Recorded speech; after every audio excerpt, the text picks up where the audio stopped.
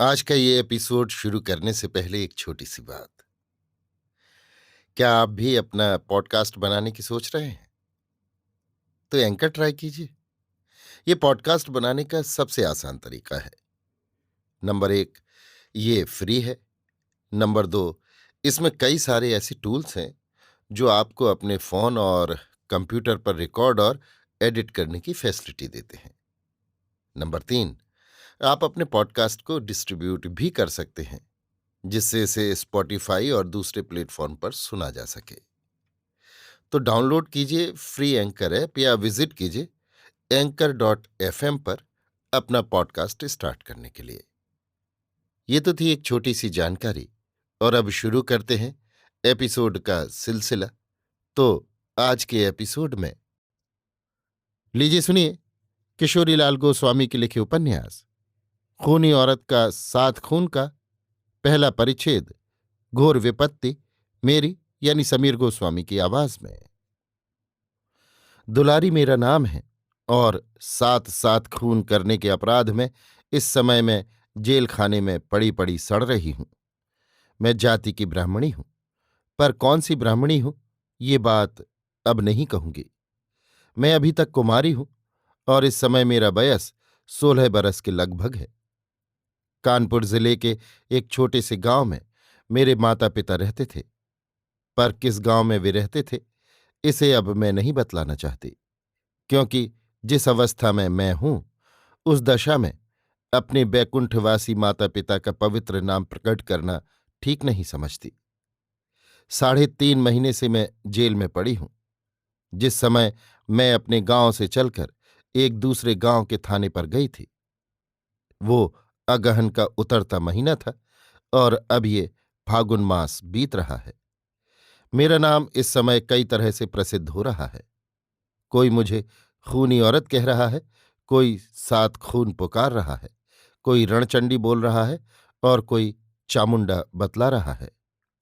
बस इसी तरह के मेरे अनेकों नाम अदालत और जेल खाने के लोगों की जीभों पर नाच रहे हैं, और इन्हीं नामों से मैं प्रायः पुकारी भी जाने लगी हूं। ये सब तो है, पर ऐसा क्यों हुआ और सात खून करने का अपराध मुझे क्यों लगाया गया, यही बात मैं यहां पर कहूंगी।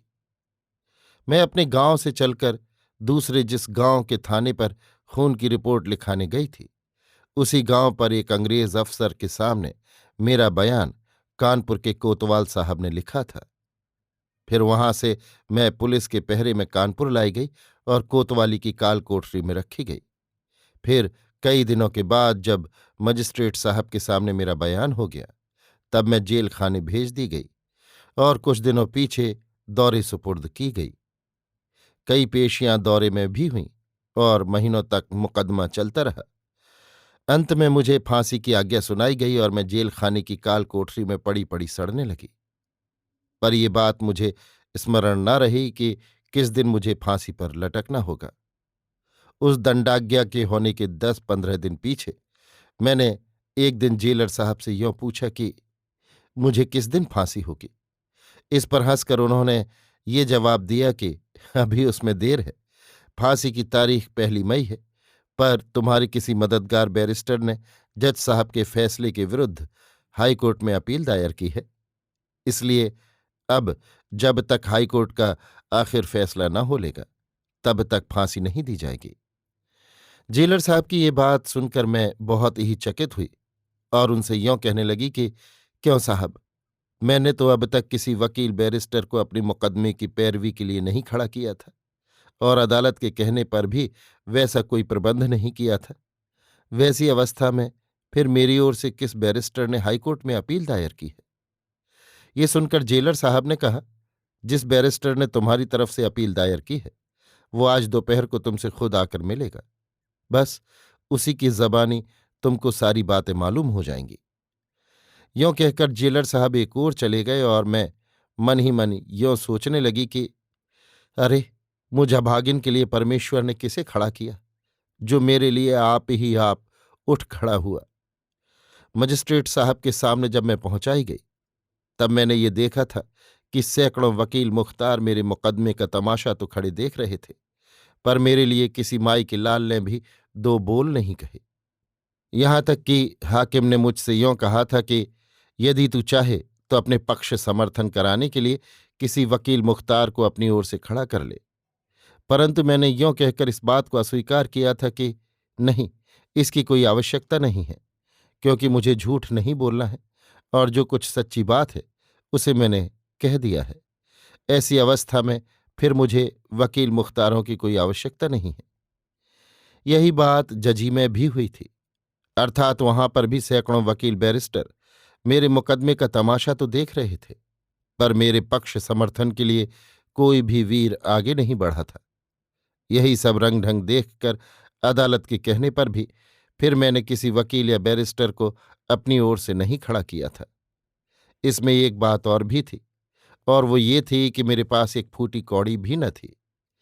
फिर वैसी अवस्था में वकील बैरिस्टर क्यों कर किए जाते। अस्तु, इसी तरह की बातें मैं देर तक सोचती रही। इतने में एक कांस्टेबल मुझे नित्य की भांति दूध दे गया, जिसे पीकर मैंने संतोष किया। उसी समय घड़ी ने दोपहर के 12 बजाए। जिस तरह की कोठरी में मैं बंद की गई थी वो इतनी छोटी थी कि उसकी छत खड़े होने से माथे में लगती थी और उसमें हाथ पांव फैलाकर सोना कठिन था। उसके 3 ओर पक्की दीवार थी और चौथी ओर लोहे का मजबूत दरवाज़ा था, जिसमें 3-3 इंच की दूरी पर मोटे मोटे लोहे के छड़ लगे हुए थे। मुझे जेल खाने के ढंग का एक मोटा और जनाना कपड़ा दिया गया था, जिसे मैं पहने हुई थी। जेलर साहब एक बंगाली थे। उनका बयस 50 के पार था और वे मेरे साथ बड़ी भलमनसी का बर्ताव करते थे। जेल के और सिपाही भी सहूलियत से पेश आते थे। मुझे कोई कष्ट न था और मैं बड़ी धीरज के साथ अपना दिन बिताती थी। मुझे फांसी की टिकटी पर चढ़ने या मरने का तनिक भी डर न था, क्योंकि इस शोचनीय दशा को पहुंचकर मैं अब जीना नहीं चाहती थी। पर जब जेलर साहब की बात पर मेरा ध्यान जाता तो मैं बहुत ही आश्चर्य करने लगती कि अरे, मुझ अभागिन के लिए नारायण ने किस दयावान को खड़ा किया है। अभी आप सुन रहे थे किशोरीलाल गोस्वामी के लिखे उपन्यास खूनी औरत का 7 खून का पहला परिच्छेद, घोर विपत्ति, मेरी यानी समीर गोस्वामी की आवाज में।